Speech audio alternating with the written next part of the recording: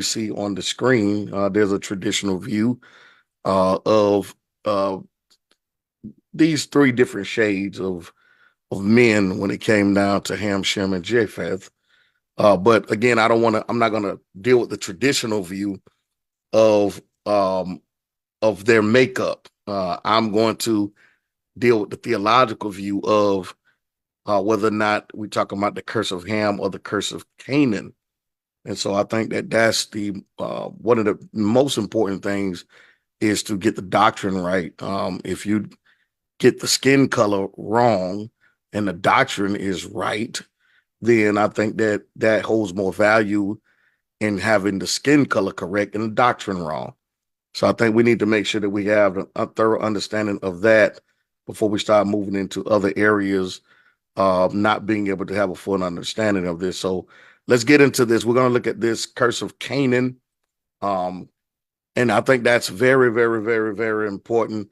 I think some people have gotten tripped up on this, but I do believe that we can definitely handle this and deal with it in modern times. Okay. Let's look at this here. We're going to get into this. I think the very important thing that we do before we get into this, we need to really understand who came off the ark. Actually, who went on the ark is the most is the starting of the foundation of making sure that we understand who was on the ark and who came off of the ark. Verse number 4. For in 7 days I will send rain on the earth 40 days and 40 nights. Now, this is also something that is interesting because at this point, imagine this conversation. First of all, let's talk about the build, okay? How long and how many years, over 100 years it took to build the ark. So imagine rain is being discussed when in your mind, you don't really have a thorough understanding exactly of what that actually looks like and what that is. Okay. But yet this man moves in faith. Not only that, they didn't have helicopters and cranes and all this other stuff. They had to build and gather the wood themselves. So we can see why it took so long. Not only that, the level of arithmetic and the mindset that one has to have, the direct obedience of instructions that a man has to have in order to build an ark is something that is very important that we have to look at. That is something that is very, very, very important. Okay, so let's continue to look here. Look what it says.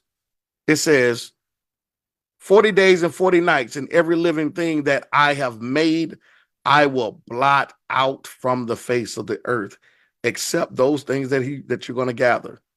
Okay. And except the people who's going in the ark, everything else will be utterly annihilated. Verse 5. And Noah did all that the Lord had commanded him. Noah was 600 years old when the flood of the waters came upon the earth. So we already know, of course, men were living at a longer age in that particular time before the Most High said that they wouldn't. So think about that. He's still in his youth of building and constructing this ark with the sole dependence upon the wisdom of the Most High. Okay. Verse 7. And Noah and his sons and his wife. So let's look at this. Who's going on the boat? Okay. Who's going on the ship? Noah, his sons, and his wife, and his sons' wives. Okay, so ain't no side chicks coming on the boat. Okay, ain't no side pieces, no side chicks, ain't no polygamy going on the boat. There's only Noah and his wife, his sons, and their wife. Each one of them had a wife. The animals, clean, unclean, and the animals' wives. Okay. So we see that there's a direct instruction of who to gather, who to get on the ship for the whole purpose of salvation and reproduction. All right. So Noah went out, and his sons and his son wife, and his wife, and his sons' wives with him. Okay. Now let's go to Genesis chapter number 9. So we're building here. We started in chapter 7, looking to see who went on the boat and all things that went on the boat. Now we're looking at Genesis chapter number 8, or we went to Genesis chapter number 8 to see the instructions that was given to Noah about who was coming off the boat and who and what was coming off the boat. Why? Everything that went on the boat, everything came off the boat as the Most High instructed. That's what made Noah a righteous man. Why? Because he was obedient to what the Most High said. Okay. Some of you could actually be chosen. All right. If you just didn't answer the call, if you were obedient to what he said, maybe you would be chosen too, to bring salvation and replenish your home and your family and this generation. Maybe your disobedience is the reason why everybody in your house suffering and struggling. Maybe it's the reason why your finances ain't been replenished. Maybe it's the reason why your job situation ain't been replenished. Maybe it's the reason why someone that hasn't been replenished from being sick in your home. Maybe because of your disobedience. Have you ever thought of that? Maybe sometimes not blaming other people for the issues maybe be the main thing that may liberate you. Maybe if you stop blaming folks and did self-examination and did some in-reach, maybe you would be able to replenish and things would work out better for you. So Genesis chapter number 9, let's see what it talks about. Genesis 9 says, and God blessed Noah and his sons and said to them, be fruitful and multiply and fill the earth. It is a blessing. Hear me, beloved. It is a blessing to be able to be fruitful and multiply. See, if we really delve into that and really taught our sons and daughters the blessing of having the ability to be fruitful and multiply, maybe when we wouldn't be having so many baby mamas around here. Maybe we wouldn't be having so many baby daddies around here.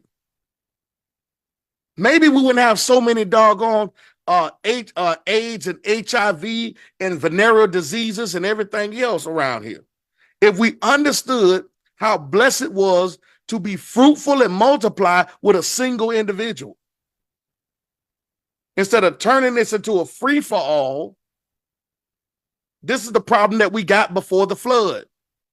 Free-for-all, everybody want to have a free-for-all to be able to go into whoever they want to. And Noah, remember, the Bible says that Yeshua told them, said it would be like the days of Noah was, when people was married and given into marriage, multiple partners and marrying here and getting divorced and remarrying and getting another divorce and remarrying. That's the days of Noah. Well, what was Noah doing in his day? What made him righteous? Noah had one wife. We don't hear about him having a divorce and getting another wife. His sons had one wife. We don't hear about them divorcing and remarrying.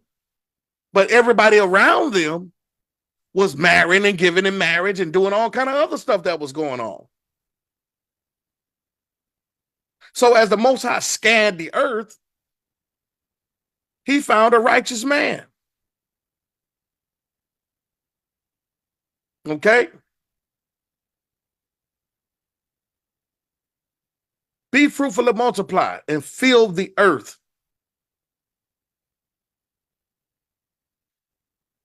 He's giving Noah and his sons an assignment of purpose. Now, we got people running around here talking about, the Most High say be fruitful and multiply, so I'm just going to spread seed everywhere. You wicked. If you think that you're going to take the passage of scripture and spread your seed everywhere, ain't married or committed to none of these women, have no ability or provision, And the women just as crazy as you by allowing you to do that. It's wicked. It doesn't make you a righteous man to spew your seed everywhere. Noah and his sons was given instructions for purpose. The purpose was there was a deficit, and the deficit was man. There was nobody on the earth outside of Noah and his sons, his wife, and his son's wife. They were given instructions for a purpose. And this is the problem that we got right now. The purpose of being fruitful and multiply is not to satisfy your needs.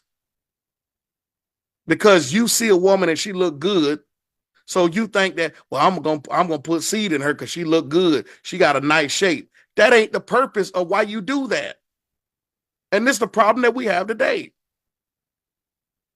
Folk being fruitful and multiply, kids everywhere. Ain't taking care of them. They all in the system. It's madness, just like the days of Noah. Okay?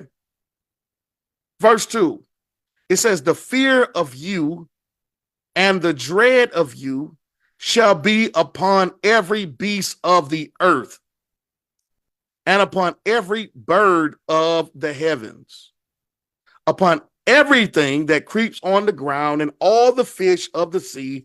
Into your hand they are delivered. Why is he, listen to this, y'all. The Most High using a man to bring salvation and replenishment. He blesses him with the ability to be fruitful. And then he gives him authority and dominion. Authority and dominion. Now, if you're going to talk about you're going to talk about you want to just spread seed everywhere, have all these kids. Where's your dominion, brother? All I hear you is crying and blaming everybody else for your perils. Where is your dominion? Where is your authority? You don't crying, gripe to everybody else about your issues and your problems, and this ain't nobody supporting me, ain't nobody this. I can't get a land, I can't get ahead. I can't. Hold on. You said you want to keep the part about spreading and seed and being fruitful and multiply, but you forgot about the part about dominion and authority. This don't even supposed to be no preach message. This supposed to be just, I'm just supposed to be on here just teaching y'all so we can get to the curse of Canaan. But hey, all praise to the Most High if it's going to bring edification and help somebody today.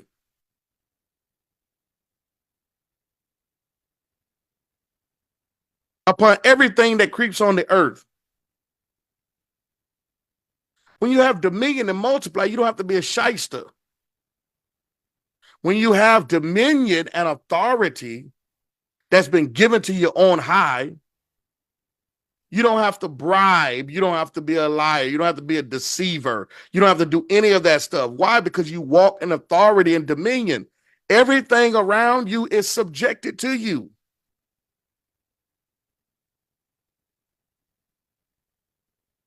Not only that, when dominion and authority is given to you, beloved, this thing comes from heaven. When it comes from heaven, that means heaven even backs you. The Shamayim got your back. So wherever your feet tread, whatever that is unlike the heavens has to move, or it has to bow, or it has to surrender. And it becomes subject to you, meaning that you change the environment.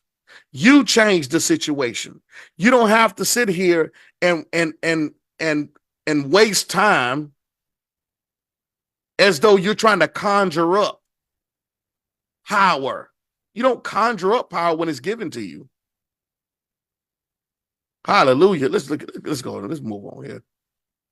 Let's move on here.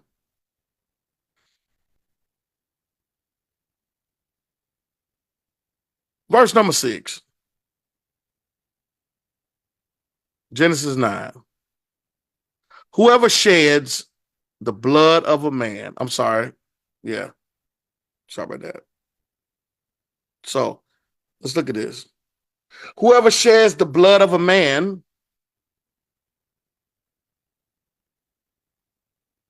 By man shall his blood be shed. For God made man in his own image. See, this is the issue here. See, this is already foundation in the earth. This was foundation in the earth after the flood. This was foundation in the earth before the flood. It was already known by mankind because the Most High was dealing with man that there's a judgment to murdering someone. So all you have to do is go back to Cain and Abel. There's a judgment when it comes to murder. It just didn't pop up in the Torah. It was already here. Okay? Of course, it was recodified and moved and brought in the Torah to bring understanding to the people so they can live as a community. It was not based upon religion for them. It was based upon this is how you function in your way of life. These are your codes. This is how you function every day of your life.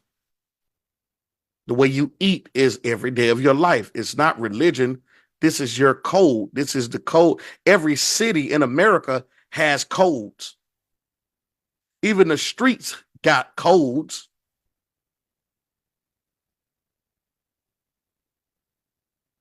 Even the streets got laws. Even the streets got commandments. Everybody has codes. So the Torah for Israel was their code of living. We look at it from a religious standpoint. No, this is their code of, this is like you treat your neighbor as yourself. If children get out of control, your code is to put them back in place. Is to chastise them. If someone brings a false witness against somebody, where's the other witness? That's why you got judges in the judicial system to try the matter, because you don't want to bring up charge against someone that could be a death sentence and falsely kill somebody because somebody had an agenda to lie about somebody else. These are codes that they had to live by. He's talking to Noah about something because Noah is about to replenish the earth. So teach this to the new man that will be developed and grow in the society of newness, which it has to start with you guys, because it's just you, Noah, your sons, your wife, and your son wives. Starting with y'all, there's codes and rules and guidelines that has to be walked out so the next generation that comes behind you that y'all gonna replenish, it'll already be set in the culture. So when they're born, they're waking up into this thing. It's not foreign to them, but it got to start with somebody. All right. Verse 7. It says, for God, verse 6, for God made man in his own image. Murder is wrong because both of y'all were made in God's image. Why would God want to kill what he produced after his own kind? So if the Most High says that, don't do it. The only reason why this whole issue came about and the reason why folks had to die, because folks stopped looking like the one that created them. So now you become a foreign entity. You're no longer looking, acting, walking, and displaying the conduct of your creator. So now you separated yourself and you become something else. You've transformed yourself from what you were born to be into now looking like something that you desire to be. So guess what? You done cut yourself off. The Most High didn't do it. You cut your own connection by looking like something else that's unlike him. Verse number 18, Genesis 9. The son of Noah, who sent forth from the ark, were Shem, Ham, and Japheth. These three were the sons of Noah. And from these, the people of the whole earth were dispersed. Noah began to be a man of the soil, and he planted a vineyard. He drank of the wine and became drunk and lay uncovered in his tent. Okay. So Noah became a man of the yard. Okay. He planted a vineyard, grapes and all kind of other stuff.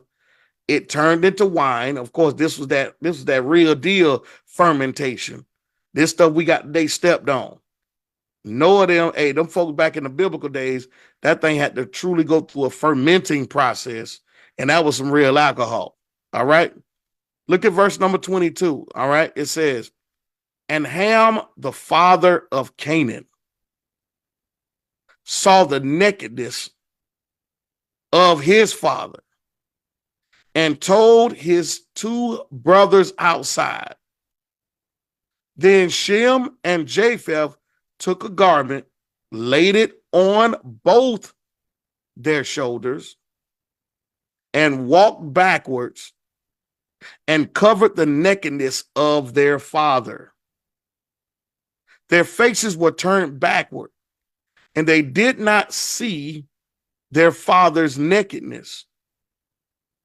When Noah awoke from his wine, meaning he became sober, and knew what his youngest son had done to him,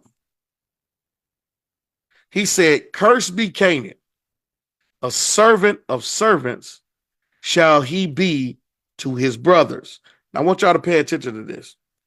Noah wake up out of his hangover, after his drunkenness, and it says he noticed or knew what his youngest son had done to him, Ham.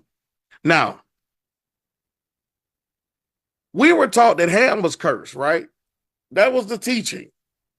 For years, we believed that. I mean, for so many years, we believed that. So many years, people preached that black folks are cursed because black folks, African Americans, come from Ham. Today's time, we found out otherwise, that there's a lot of us that are not Hamitic descendants, that a lot of us are Shemitic descendants.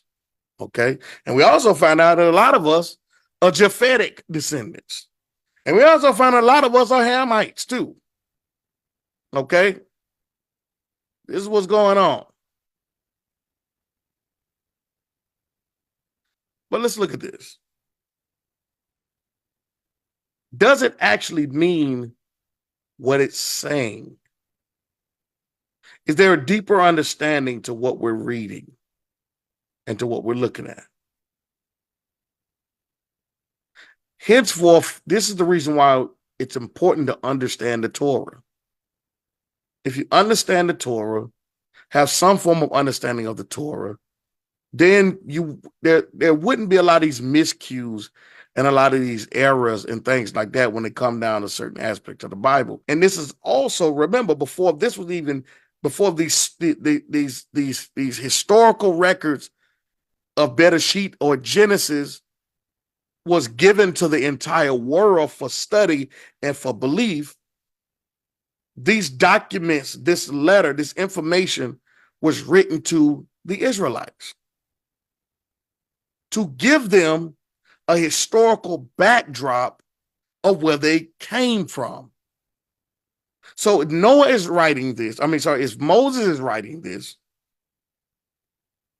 he's writing this with already an understanding and a history that was given to him by the Most High of the Genesis account, specifically the Noah account. Okay. So there are things within that account that Noah, that Moses wouldn't necessarily have to say, because the audience in which he's writing to, which is his family members, have an understanding of the Torah and have an understanding of actually what's going on and why the way many of us believed about the curse of Ham and many of us believed about certain things, understand that those things in which we believe today isn't true. They knew that it was not true.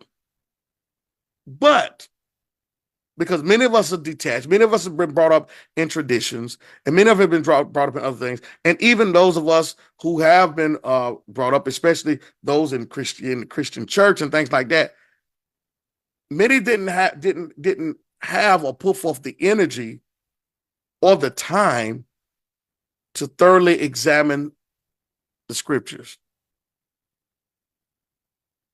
Because even though coming up in it, some of us just went to church based off tradition and things like that, not so much to really learn, read, dissect, study, and put the time in studying to show ourselves approved by the scriptures. So we kind of held on to certain things. But fast forward, we're in a day and time and the age where you're willfully ignorant versus not having the resources the way it was back in the 70s and the 60s when there was no high-speed internet and no Facebook Lives and YouTube where people can be around the world in the location going live at the time that they're live. Or information that you can get to people by simply taking a picture or scanning it and it's up on the web just like that in the snap of a finger or a push of a button. Back then, you had to wait. There weren't many people in the field that was able to do it. If they were, it took time to write the information and get it published and put out there. Now we're living in a great time where we don't have to be willfully ignorant because the resources of technology has given us the opportunity to know that there was no such thing as a curse of Ham.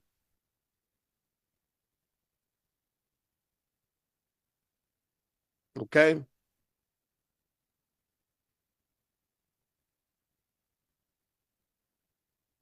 So it says in verse 24, when Noah awoke from his wine and knew what his youngest son had done to him, he said, "Cursed be Canaan. A servant of servants shall he be to his brothers."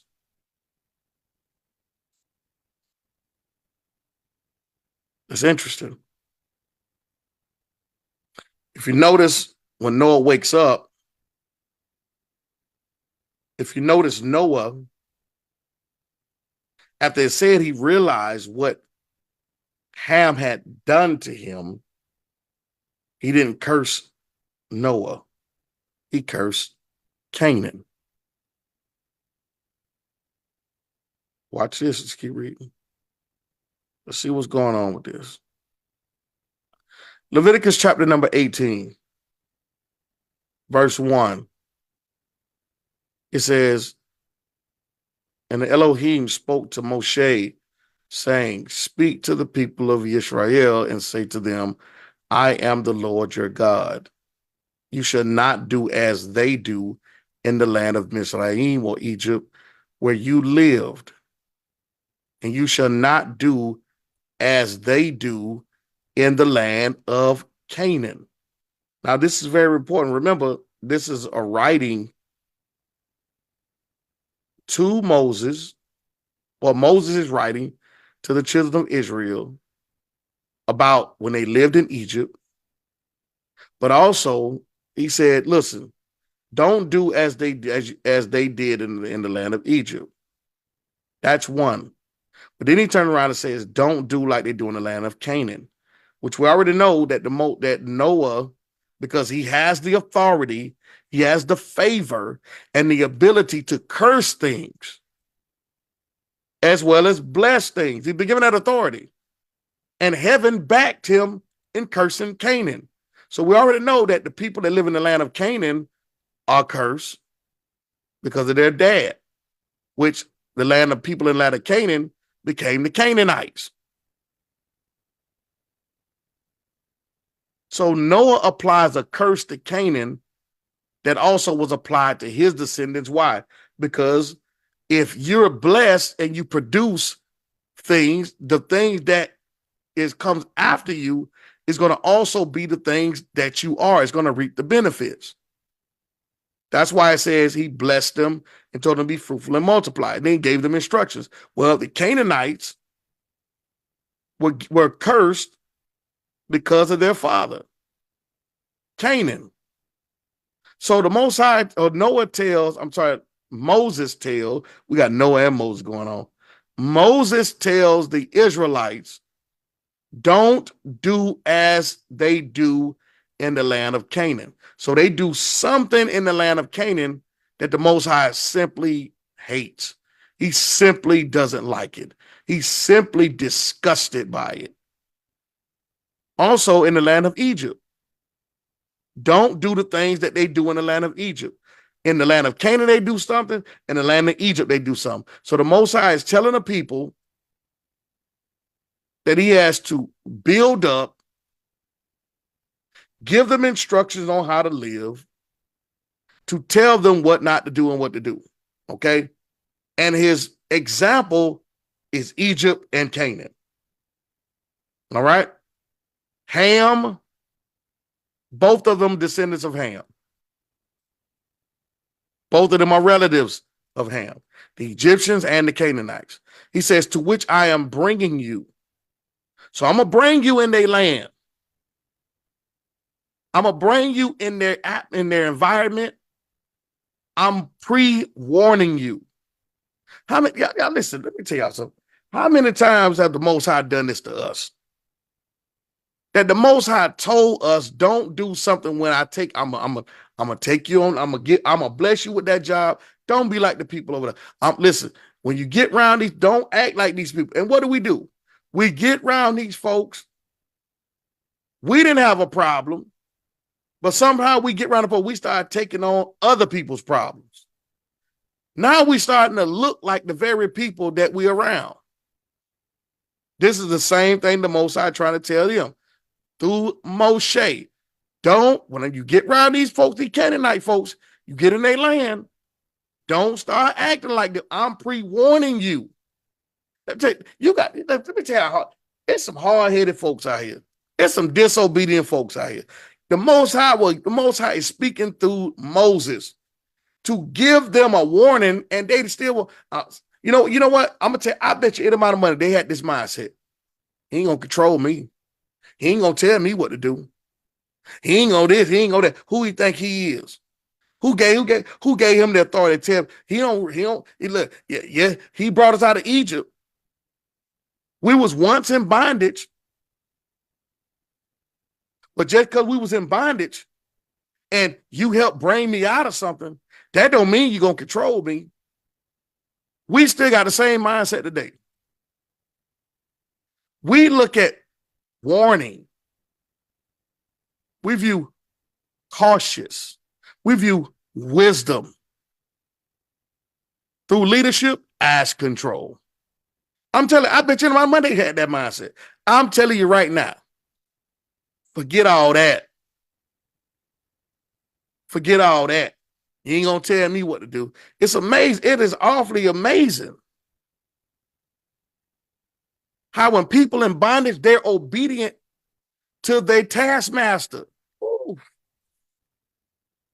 Lord have mercy. Whoo! It's amazing.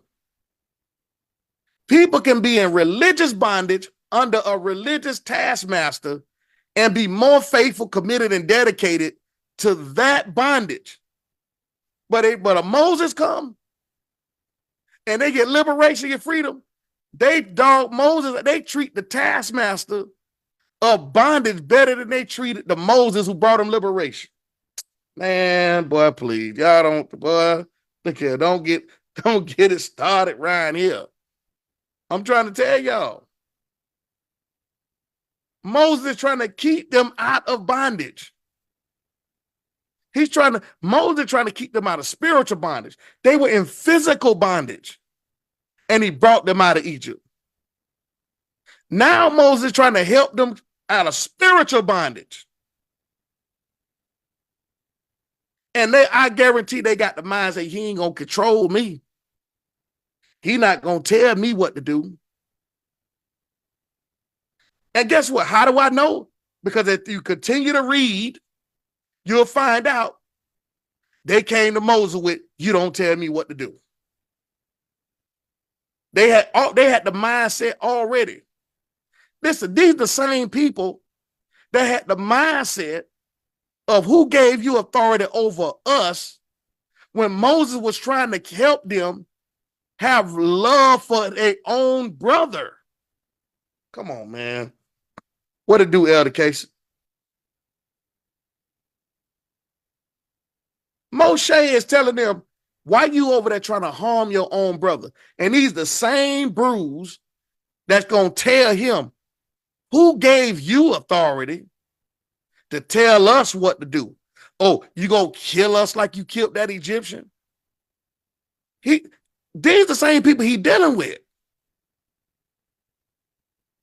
The very same people that brought him out. They saw all the miracle signs and wonders with their own sight. And these are the same people that say Egypt didn't have they didn't have a big enough graveyard for us. You brought us out here to die. These are the same complainers. We'd rather die in Egypt. We'd rather go back to Egypt. We'd rather this, we'd rather that. The same complainers. And Moses trying to tell them, listen, you're not strong as you think you is. See, you done got out here and got a little freedom. Now you done forgot where you came from. You forgot that you don't want to hear the voice of God. You forgot that you can't hear the voice of God. You can only hear your own self and the people that you feel that you affiliated with, or that you fellowship with. These are the same people. These are the only people that you can hear. That's why you rely on their wisdom. You had an opportunity to hear from the Most High. You complained to me about you want to hear from the Most High. I told the Most High said, all right, I talked to him. You didn't want to hear the Most High. So now you ask Moses to step back in position to speak to you what he hear from the Most High, because you can't handle the responsibility, you can't handle the authority of his voice, and you can't handle the instructions that he give you. So you don't want to hear that. I don't want to hear it. We don't want to hear it. Talk to us, Moses. But because why? Because we have the capability and the ability and the will to not do what you say, because you don't control us. And here's the point. Let me show you the point in all of this. The worst thing about this is Moses ain't even trying to control them.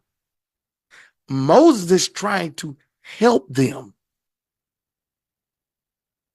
Moses is trying to keep them out of the wrath of the Most High. It's a bad thing when people who witness the power of the Most High still are not obedient. Moses was all of that, and many times. It was many times Moses was all that to them, and whenever they got it, when Moses when manna and all that stuff came, oh man, Moses was great. But they all still find a way to disrespect him. And guess what Moses did? Whenever the Most High got fed up with the Israelites, you know what Moses did? Moses interceded for them jokers.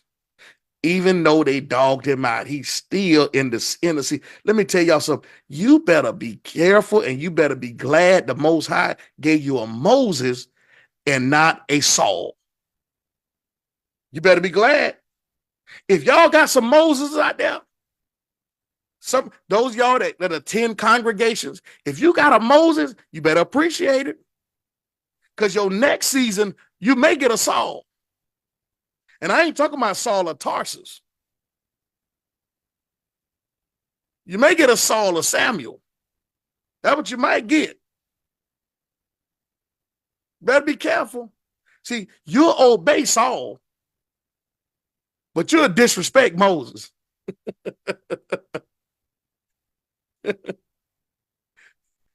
You obey Saul, but you'll disrespect Moses because Moses is the lead, a praying leader. He's a compassionate leader. Saul is I don't care leader. Saul don't care about your family. He don't care about your wife. He don't care about your grandchildren. He don't care about your children. He don't care about the elderly. He don't care about none of that. And you'll bow to Saul. And you'll do everything Saul say. But you get a Moses? Oh, no. No. Look what it says here. Let's move. It says, don't do like the Canaanites do,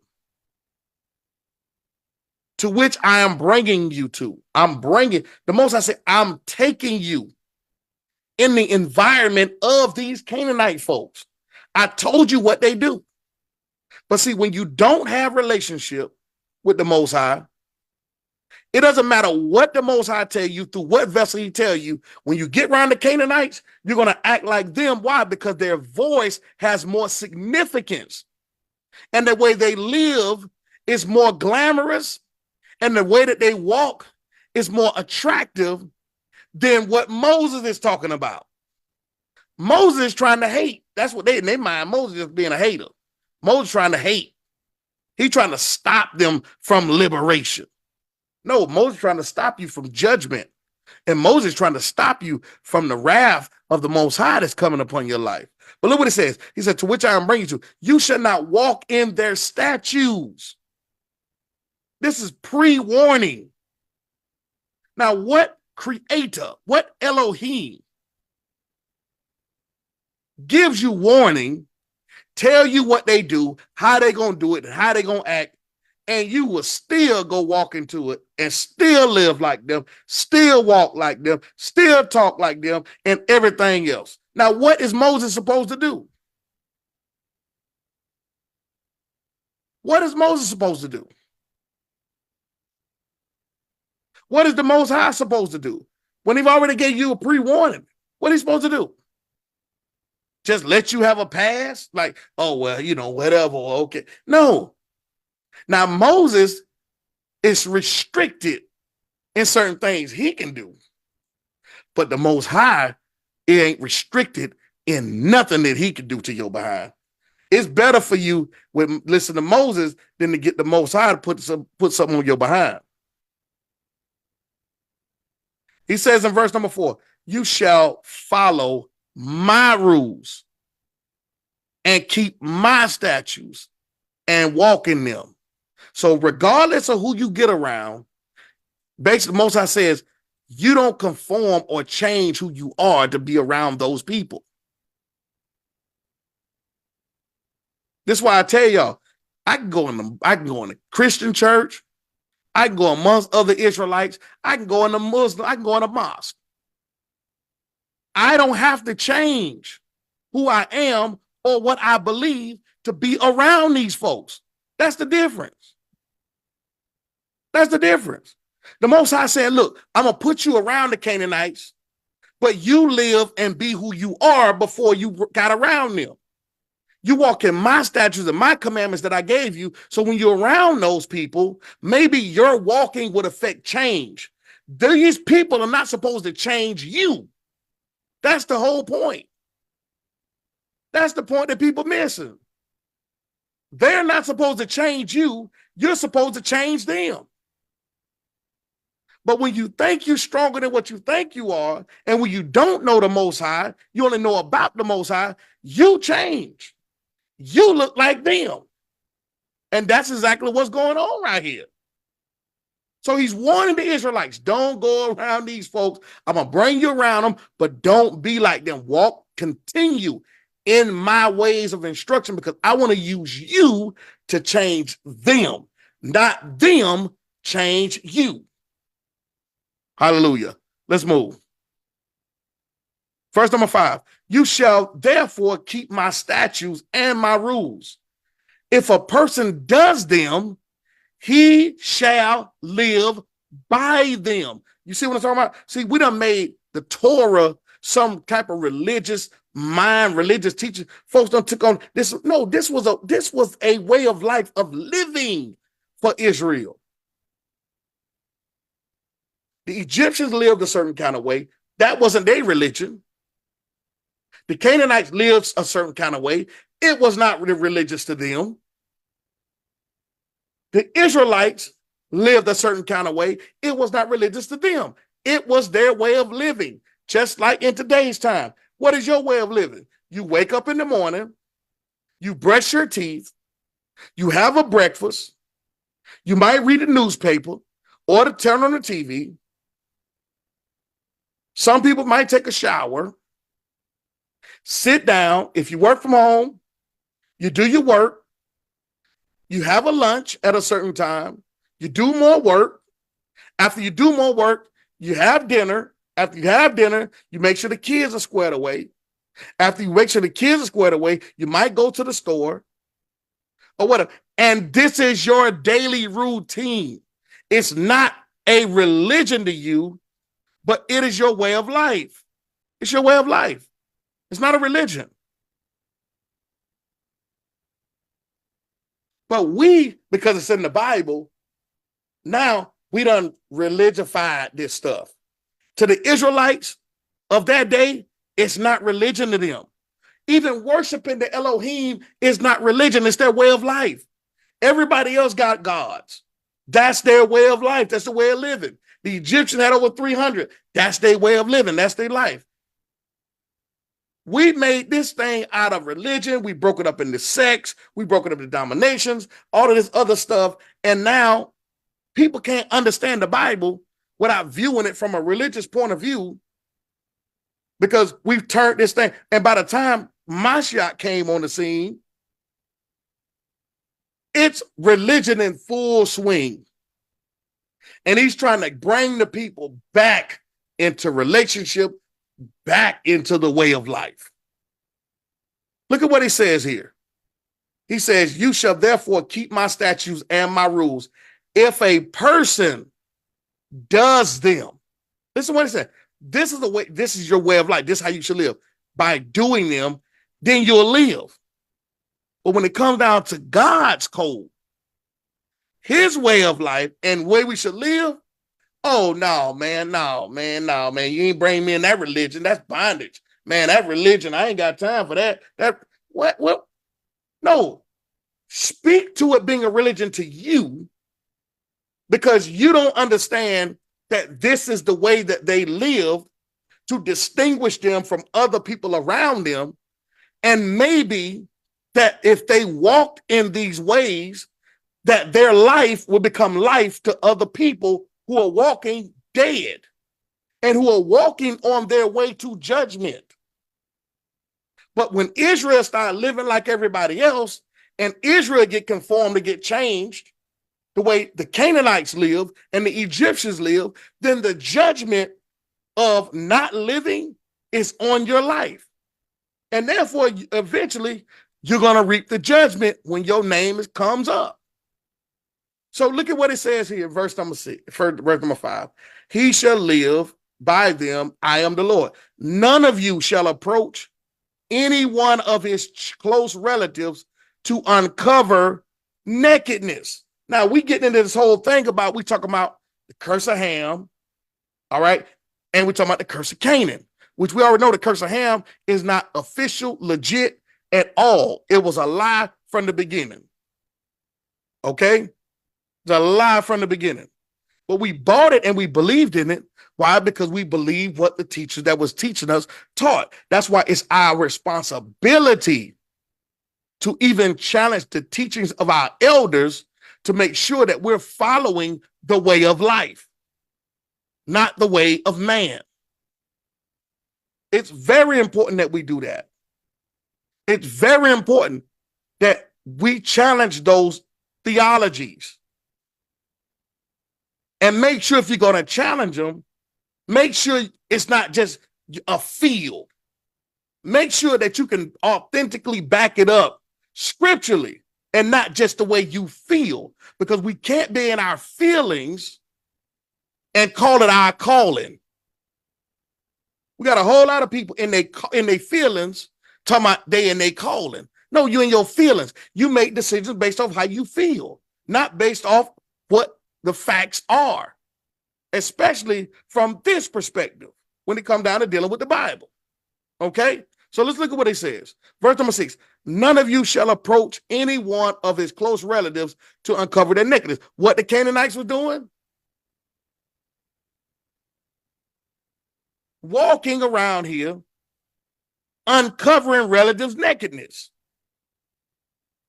They not walking around here trying to uncover some other nation. No, they want to cover their own direct descendants, relatives. They want to uncover their nakedness. And we're going to look at this thing here, really understand what this is talking about. It says, I am the Elohim. You shall not uncover the nakedness of your father. Now we just read here that Ham uncovered the nakedness of his father, because what happened? Noah realized what Ham had done to him. Okay, but let's keep reading. Look what it says. It says, you shall not, verse number 7, you shall not uncover the nakedness of your father, which is the nakedness of your mother. Why? Because a husband and wife becomes one. That's according to Genesis. Even a man leave his mother and his father and go join his wife, and they become one. So when Lord have mercy, Lord have mercy. Let me help y'all. When a husband and a wife become one, you can't think you're gonna do something to the husband and still be cool with the wife. What you did to the husband, you did to the wife. Oh Lord, let me help somebody out here. Let me get close. I'm gonna get real close to the camera on this. You can't think you're gonna do something to a man's wife and think that man's still supposed to be cool with you. You done lost your mind. You done lost your mind. Hold on. Let me do this right here. Let me do this right here. Let me stop sharing my video real quick. Let me get all the way close to the camera. You are not finna think you're gonna do something to a man's wife or a wife of another man and think that woman is supposed to be cool with you, or that man is supposed to be cool with you. Now let me get even more closer to the doggone camera, okay? I'm gonna get even more close to the camera. You're not gonna think you finna do something to the pastor and think that the pastor wife is still supposed to be cool with you. I don't know where y'all get this from. I don't know where y'all get this from, man. Y'all, I don't know. I don't know where y'all get this mess from. Okay? I don't know where y'all get this mess from. I'm gonna tell you what, you do something to my wife. You dog my wife out. You slander my wife, talk about my wife like that, and I find out, bro, you ain't got nothing to say to me. The only thing you got to say to me, unless you coming to apologize. That's it. Then we can work through the matter. But you ain't finna sit up here and think you finna just talk to my wife like that, and then turn around and think I'm finna be cool with you. Man, you better get out of my face. I don't care if you don't never call or come back to the church. Listen, let me tell you something. And guess what? If I did it to your wife, you should expect the same thing. What kind of foolishness is it got going on around here? I don't know where y'all get this mess from, man. It don't work around here. I'm just telling you right now. It don't work around here. And it ain't gonna work around here at all. At all. But let's move on. Look what it says here. It says in verse number 8, you shall not uncover the nakedness of your father's wife. It is your father's nakedness. So now let's move on. This is the perversion that we got going on in the earth right now. This is the perversion of the Canaanites. This the spirit of Canaan. It's a whole lot. I'm telling y'all, when you read the Bible and you see, let me tell you something. Forget all of this stuff y'all talking about, oh, well, this person, an Israelite by skin color. Let me tell you something. Some of that is factual, true. There are some people who are Israelites by skin color, but I ain't watching. Let me tell you something. I'm not watching a person based off skin color if I'm going to determine if they my brother in the faith. I'm not doing it no more. You know why? It's been over 10 years since I even thought like that. It's been over 10 years since I thought like that. I'm looking at how people moving. And when I'm looking at how people moving, I'm reading about the Canaanites, I'm reading about the Edomites, I'm reading about the Amalekites, I'm reading about the Jebusites, I'm reading about the Hittites, I'm reading about the Egyptians, and I'm going to base who you are based off the spirit that you carrying and how you moving. And when I'm looking at some of these, I'm like, boy, he moving just like Esau. I don't care if he black. That joke could be black as tar and brown as butter pecan. You moving like an Edomite. Straight up. I'm like, this joker here moving like a Canaanite. He got the spirit of a ruach of a Canaanite. So folks that miss me with all that, I'm not doing all that stuff that y'all doing. I ain't riding like y'all ride. I ain't riding. Listen, there's a level of maturation got to take place. I am not doing that stuff. I've been walking this walk a long time in this community a long time, and I'm looking for how folk moving. I'm like, this joker moving like a Canaanite. This joker moving like an Edomite. He moving like a Hamite. He moving like a Pharisee. He moving like an Israelite. Listen, there are spirits, there are ruachs that is going around that people are dealing. I'm like, this joker here moving like a doggone man. This joker here moving like a Nephilim or a Goliath. This joke here moving like a Goliath. He got the spirit of Goliath on him. I'm telling y'all straight up. Y'all better change y'all spiritual eyes. You better change your mind. Think differently. Because these folks walk around like they family members. Straight up. So we see, remember the man in the book of Acts, sleeping with his father, sleeping with his stepmama. And Paul, what did Paul do? Paul did just what Leviticus said. That joker committing perversion. Kick him out the church. I want y'all to listen, man. Boy, listen here. That joker, Paul told them to kick that joker out the church. That's one thing. Meaning this is what he meant. Don't fellowship with him. Now, that's New Testament. That's New Covenant, New Testament for y'all out there who wanna try to say, well, in the Old Testament they did that. In the New Testament, that's the same Paul. This is the same Paul that we love to use as the basis of liberation and love. And Paul tells these folks to don't fellowship with him. Can you imagine if myself or any other pastor said that today? You ain't trying to control me and you ain't loving. The love indictment come against you, and the control indictment come against you. But Paul don't get both of them added to him. Don't nobody throw that up against Paul.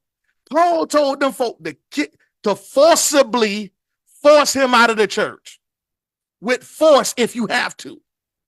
And don't nobody fellowship with him. Don't nobody fellowship with him. That's two instructions he gave. The third instruction he gave was, hey, turn him over to the devil.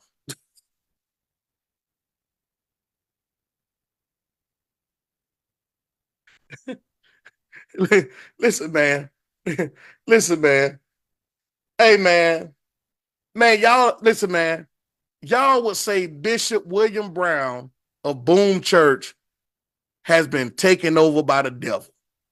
Y'all will put me in hell, and y'all will say that I'm under the influence of Satan if I told y'all that we gonna throw this joker over to the devil.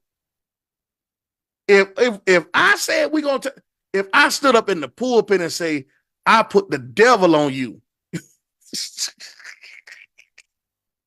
for the salvation of your soul, boom, listen, boom. Everybody in Atlanta lead a church. And folks in Atlanta be calling folk from Ohio. They'll be calling folk from Jacksonville. They'll be calling everybody and say, man, we left the church. Bishop William Brown, Bishop done changed. Bishop done went crazy. And Bishop under the possession of Satan. If I was to say that in today's time. But we read it and we give Paul a pass. Not to say Paul was wrong. I'm not saying Paul was wrong in any kind of matter. I'm just telling y'all how we are as a people when it comes down to respect as a person and doing certain things and how we would treat certain people. And you can't get away with stuff that people in the Bible got away with, even though it is righteous. Nobody gonna say Paul wrong. The vast majority of the people, especially Christians and some of you Israelites, y'all would not say Paul was wrong in saying, kick him out the church. That's with force.